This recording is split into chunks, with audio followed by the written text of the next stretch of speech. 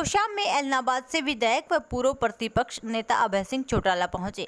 आज तोशाम क्षेत्र में टमाटर की खेती करने वाले किसानों के धरने पर पहुंचकर उन्होंने अपना समर्थन दिया। इस अवसर पर उन्होंने सरकार पर जमकर हमला बोला और कहा कि वर्तमान सरकार किसान हितैषी नहीं है।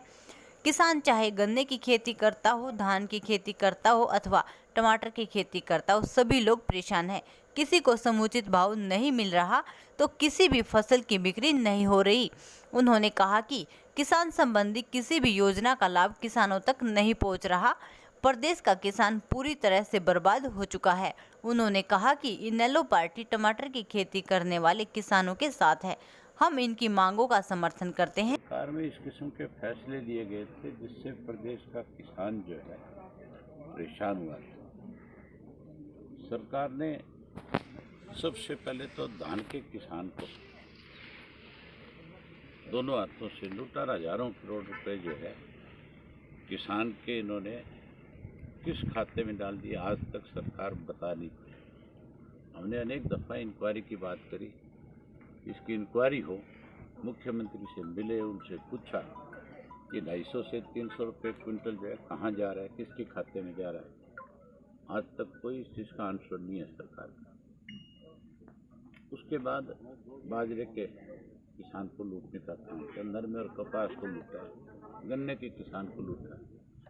सरकार ने जोर लगाया सब्जियां लगाओ, जहाँ सब्जी का उत्पादन शुरू कर दिया किसान ने, आज वो किसान भी परेशान हो गए।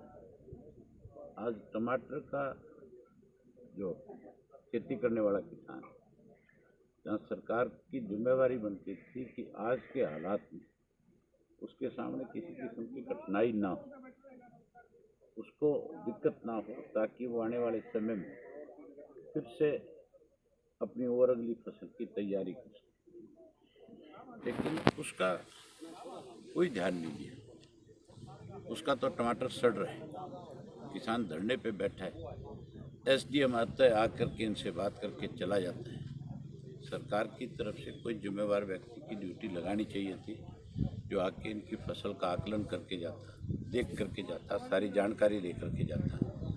कम से कम इनका जो लागत मूल्य था, जो इनकी फसल पे अब तक खर्च हुआ था, सरकार इनके आंसू पहुँचती, इनको इनकी भरपाई करके देती। मैं मुख्यमंत्री से इस बारे में बात करूँगा, और अगर कोई ठीक से मुख्यमंत्री ने रिस्पॉन्स नहीं किया तो फिर मैंने आज इनसे खुल करके कहा कि जो तुम फैसले लोगे, इंडियन नेशनल लोकदल पार्टी तुम्हारे साथ है, और जो ये फैसला करेंगे उस फैसले में हम इनके साथ खड़े होकर के इनके साथ न्याय कराएंगे।